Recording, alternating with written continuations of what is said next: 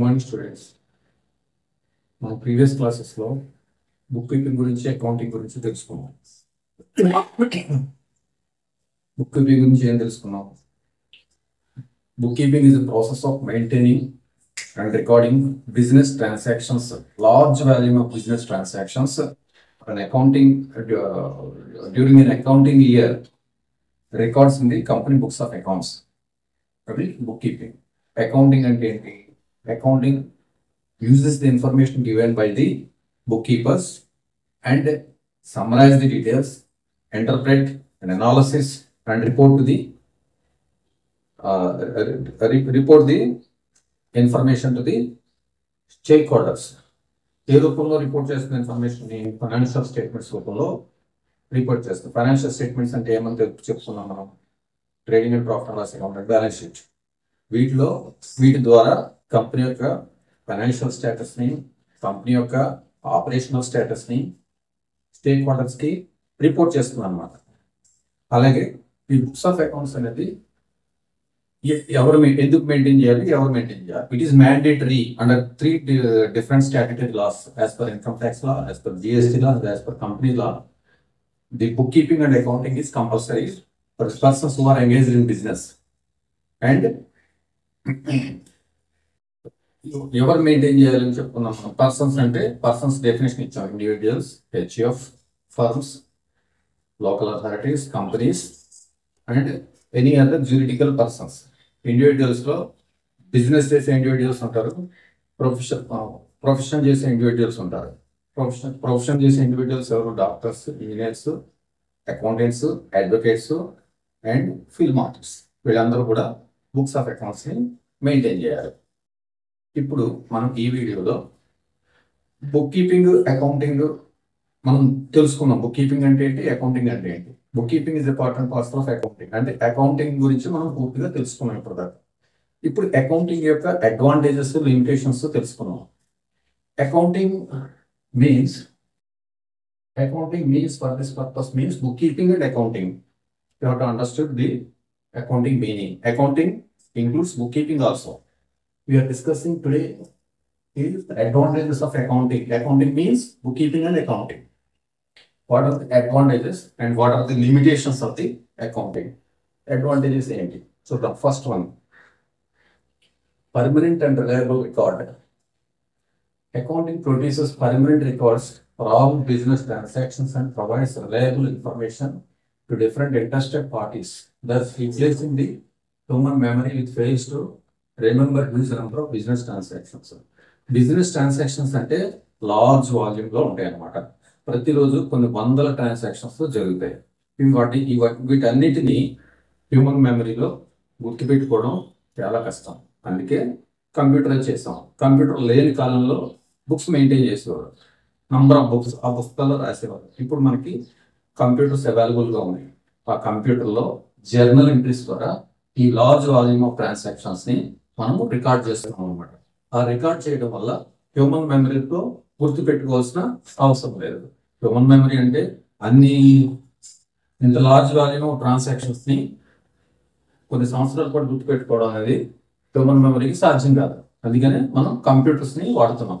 Computers లో ఒక్కసారి journal entry వేసామంటే లైఫ్ టైం ఎన్నాళ్ళైనా అది పర్మనెంట్ గా ఉంటుంది అనమాట. అంటే రిలయబుల్ ఇన్ఫర్మేషన్. రిలయబుల్ అని ఎందుకన్నాను? ప్రతి ట్రాన్సాక్షన్ కి సపోర్టింగ్ డాక్యుమెంట్స్ ఉంటాయి. ఒక జర్నల్ ఎంట్రీ వేసామంటే దానికి సపోర్టింగ్ డాక్యుమెంట్ ఉండాలి. ఒక పర్చేజ్ చేస్తాం, జర్నల్ ఎంట్రీ వేస్తాం, ఎవరి నుంచి పర్చేజ్ చేస్తాం అనేది ఒక ఇన్వాయిస్ ఉంటుంది. అలాగే ఒక సేల్ చేస్తాం, ఎవరికి సేల్ చేస్తాం అనేది మనం ఇచ్చిన ఇన్వాయిస్ సపోర్టింగ్ డాక్యుమెంట్ గా ఉంటుంది. ఒక పేమెంట్ చేస్తాం, ఎవరికి పేమెంట్ చేస్తాం, ఏ సప్లయర్కి పేమెంట్ చేస్తాం అనేది సపోర్టింగ్ డాక్యుమెంట్స్. అలాగే మనకి రిసీట్స్ వచ్చినాయి, ఎవరి నుంచి వచ్చినాయి, మన కస్టమర్ నుంచి వచ్చినాయా, వేరే వాళ్ళ నుంచి వచ్చినాయి అనేది సపోర్టింగ్ డాక్యుమెంట్స్ ఉంటాయి. అందుకనే ప్రతి దానికి ఎవిడెన్స్ అనేది ఇక్కడ ఉంటుంది అనమాట. ఆ ఎవిడెన్స్ ఉండటం వల్ల దీన్ని రిలయబుల్ ఇన్ఫర్మేషన్ అని అంటాం. Next one, net results of business operations. Accounting provides the operational result, profit and loss of business for given period of time. అంటే business net results of business operations. Business operations అంటే ఏంటి? Day to day expenditure అంటే మన income ఏంటి, మనకు వచ్చిన profit ఏంటి, అది ఆపరేషనల్ రిజల్ట్. అంటే ఇది ఫోకస్ ఆన్ ప్రాఫిట్.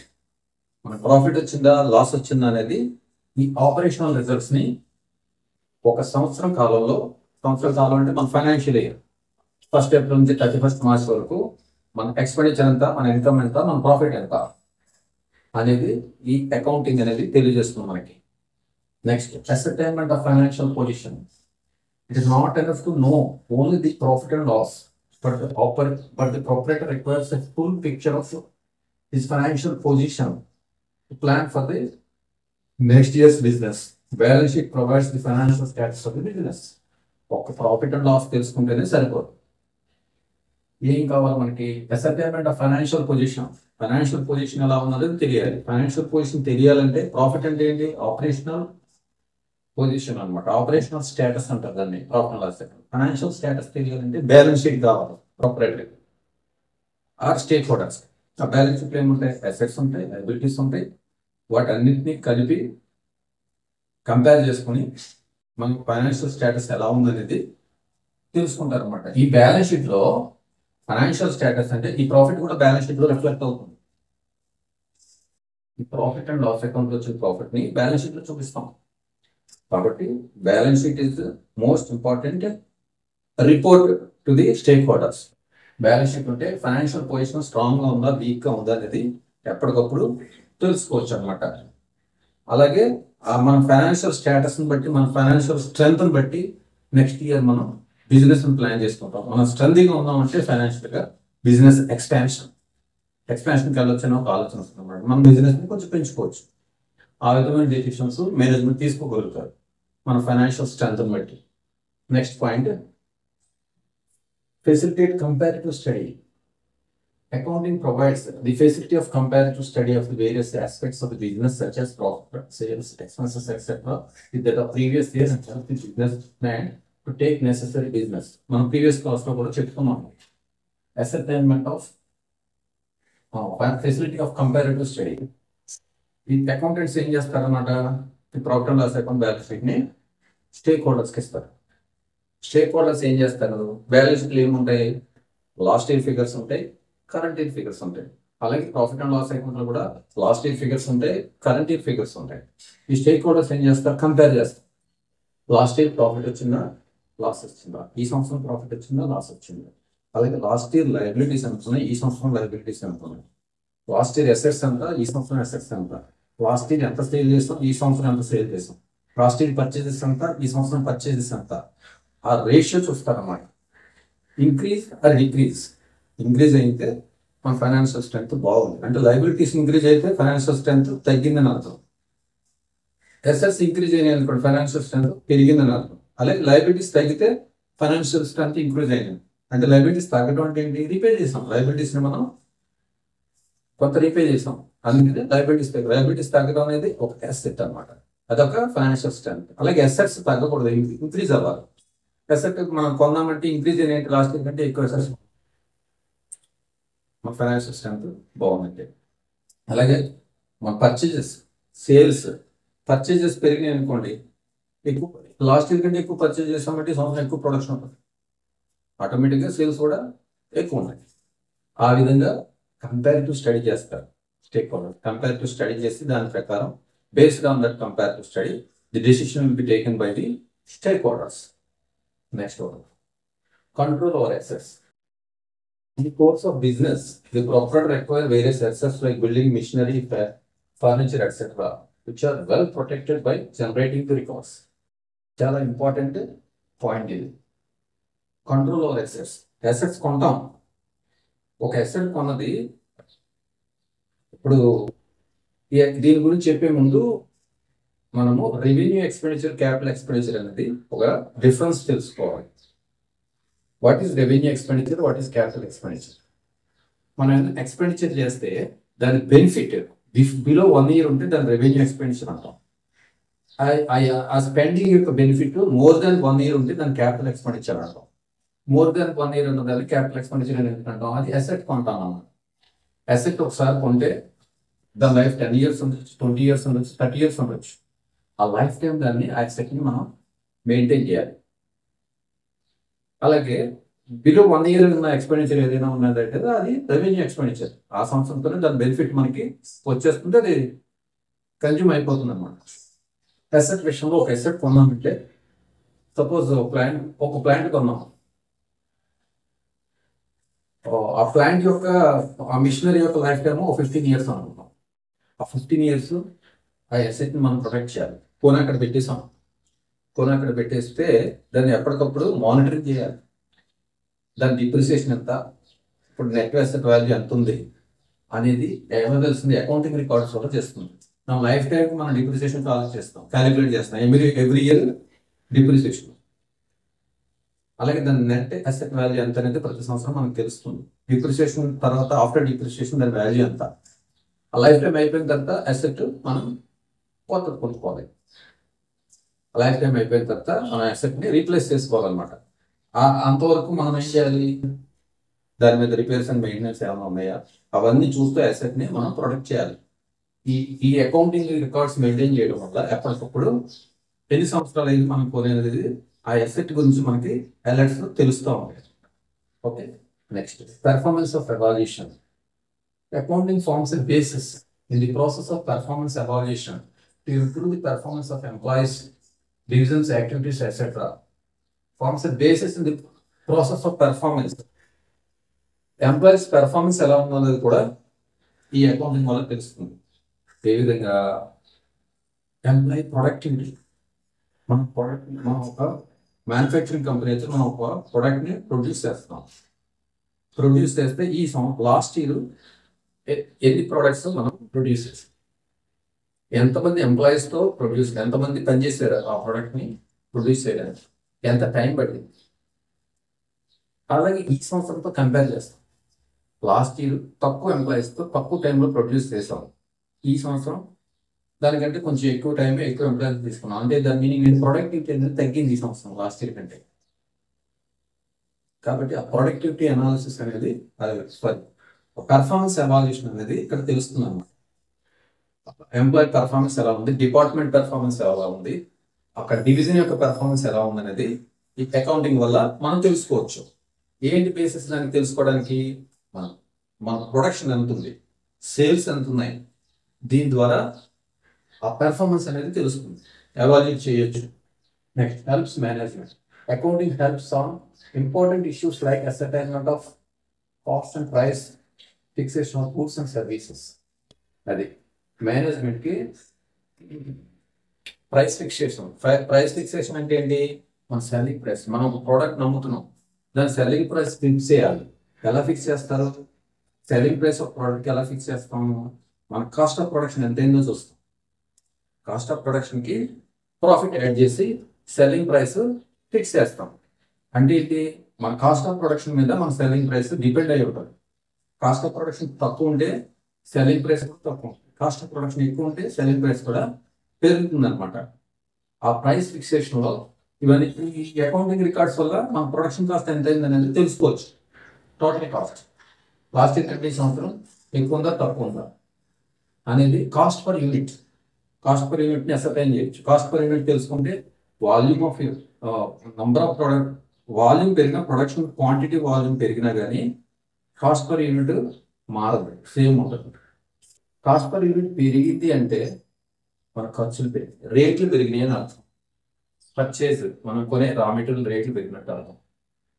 ఇంకా డిఫరెంట్ మెటీరియల్స్ మనం ప్రొడక్షన్ చేయడానికి ఆ రేట్స్ అన్ని పెరిగినాయి మనకు అర్థమవుతుంది అనమాట.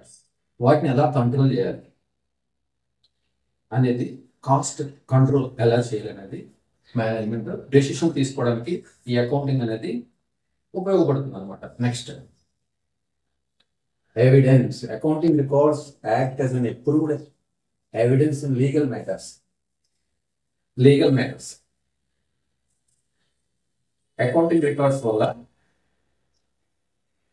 మెయింటైన్ చేయడం వల్ల accounting records act as an approved evidence in legal matters. ఎప్పుడు వస్తాయి లీగల్ మ్యాటర్స్ అంటే, మన మీద ఎవరైనా ఒక కంపెనీ మీద ఎవరైనా ఒక కేసు ఫైల్ చేసినప్పుడు, లీగల్ నోటీస్ ఇచ్చినప్పుడు, మనం డబ్బులు పే చేసినా కానీ ఒక్కొక్కసారి సప్లైర్ మా పేమెంట్ రాలేదని కేసు వేసాడు అనుకోండి, అప్పుడు ఏం చేస్తాం, కోర్టుకి వెళ్తాం.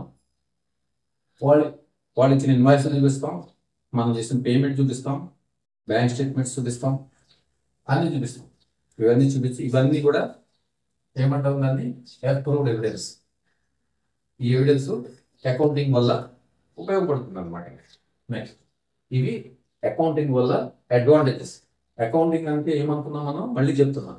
Book keeping and accounting means it also includes book keeping. In general usage we are not using bookkeeping and accounting, we are using only accounting. Accounting means bookkeeping and accounting. These are all the advantages of bookkeeping. What are the limitations of accounting? Accounting records only monetary transactions. Records only monetary transactions. That is the meaning in the accounting consider only monetary transactions. Monetary transactions like skill of non-monetary transactions like skill of human resources, quality, organization, culture, units of production, sales, etc. are ignored in accounting. Accounting లో ఏంటన్నమాట, అన్ని కూడా monetary transaction.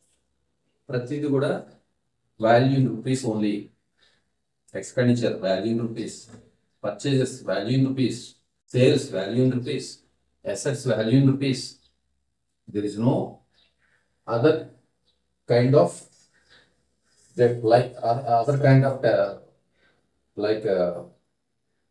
skills of human resources. ఎక్కడ మనకు కనపడదు accounting లో. తర్వాత quality అనేది కూడా ఇక్కడ కనపడదు.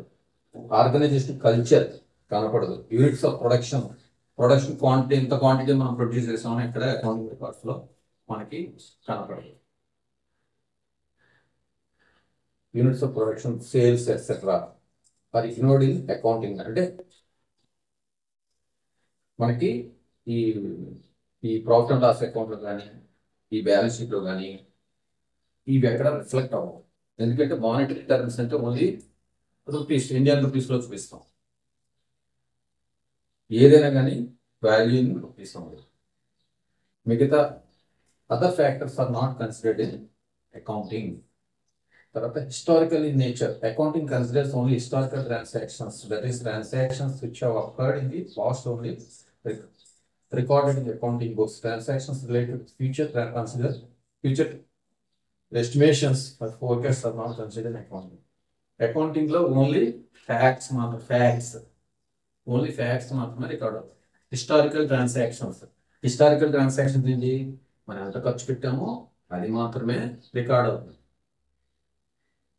ఫ్యూచర్ ఫోర్కాస్ట్ ఫ్యూచర్ ఫోర్కాస్ట్ చేస్తే ఖర్చులు ఎంత ఇంక్రీజ్ అవ్వచ్చు అంటే ఆ ఇంక్రిమెంటల్ కాస్ట్ ఏమైనా ఉన్నాయంటే అవేమి ఆ బేసిస్ మీద మనము అకౌంటింగ్ రికార్డ్స్ లో ఎక్కడ చూపించాం. ప్రతిదానికి సపోర్టింగ్ డాక్యుమెంట్ ఉండాలి, ఎవిడెన్స్ ఉండాలి. ఒక పేమెంట్ చేసామంటే బిల్ ఉండాలి. అలాగే ఒక పేమెంట్ ఒక రిసీట్ వచ్చిందంటే దానికి సేల్స్ ఇన్వాయిస్ ఉండాలి. ఆ విధంగా ఓన్లీ హిస్టారికల్ అంటే నిన్న జరిగిన ట్రాన్సాక్షన్స్ ని ఇవాళ రికార్డ్ చేస్తాం అన్నమాట. నిన్న ఏమైతే జరిగాయి, నిన్న ఏమైతే సేల్స్ జరిగాయి, నిన్న ఏమైతే పర్చేజెస్ జరిగాయి, నిన్న ఏమైతే ఎక్స్పెండిచర్ పెట్టాము, నిన్న ఏమైతే అసెట్స్ కొన్నాం, వాటన్నిటి సపోర్టింగ్ డాక్యుమెంట్స్ తీసుకుని జర్నల్ ఎంట్రీస్ రూపంలో రికార్డ్ చేస్తాం. డాక్యుమెంటరీ ఎవిడెన్స్ లేనిది ఏది కూడా అకౌంటింగ్ లో రికార్డ్ చెయ్యము. ప్రతి దానికి ఒక డాక్యుమెంట్ ఉండాల్సిందే. అది హిస్టారికల్ ట్రాన్సాక్షన్ మాత్రమే ఇక్కడ రికార్డ్ చేయబడతాయి. Historical in nature. Future transactions, forecasting assumptions తోటి అకౌంటింగ్ లో ఏ ఎంట్రీ రికార్డ్ చెయ్యరు. Next, price level changes not considered. Accounting does not consider price level changes which may occur from time to time. Thus, it does not reflect the current position. Price level changes అంటే ఏంటి, మనం purchases చేస్తాం. Purchases ఏప్రిల్లో చేస్తాం, మేలో చేస్తాం, జూన్లో చేస్తాం, జూలైలో చేస్తాం. అలా 12 months పర్చేజెస్ చేస్తాం. పర్చేజెస్ ఏప్రిల్లో ఉన్న రేటు మేలో ఉండదు. ఏప్రిల్లో ఉన్న రేటు మేలో పెరగచ్చు, మే నుంచి జూన్లో ఇంకా పెరుగుతాయి. అట్లాగా రేట్లు అనేవి మంత్ పెరుగుతూ ఉంటాయి. మనము ఏ రేటు కొన్నామో ఆ రేటుతోనే రికార్డ్ చేస్తాం. అక్కడ ఏప్రిల్లో కొన్న మెటీరియల్స్ ని ఏప్రిల్ రేటుతోనే రికార్డ్ చేస్తాం. అలా మేలో కొన్న మేలో రేటుతోనే రికార్డ్ చేస్తాం.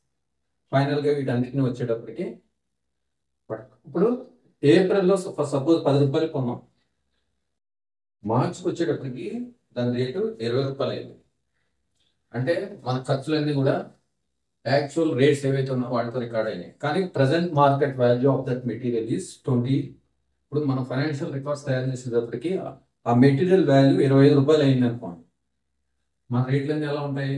ఆన్లైన్ యావరేజ్ 15 రూపాయలతో ఉంటాయి. 10 రూపాయల నుంచి 20 రూపాయల మధ్య రికార్డ్ అయింది. ఫర్ ఎగ్జాంపుల్ యావరేజ్గా 15 రూపాయల రేట్తో ఉంటాయి. అంటే ఏంటి? మార్కెట్ వాల్యూ ప్రకారం చూపించాం. ప్రైస్ లెవెల్ చేంజెస్ ఇక్కడ కన్సిడర్ చెయ్యం. ఓన్లీ ఏ ప్రైస్తో కొన్నామో ఆ ప్రైస్తోనే రికార్డ్ చేస్తాం. కరెంట్ పొజిషన్తో అది తీసుకోమన్నమాట. అవి these are the limitations. Okay, thank you very much.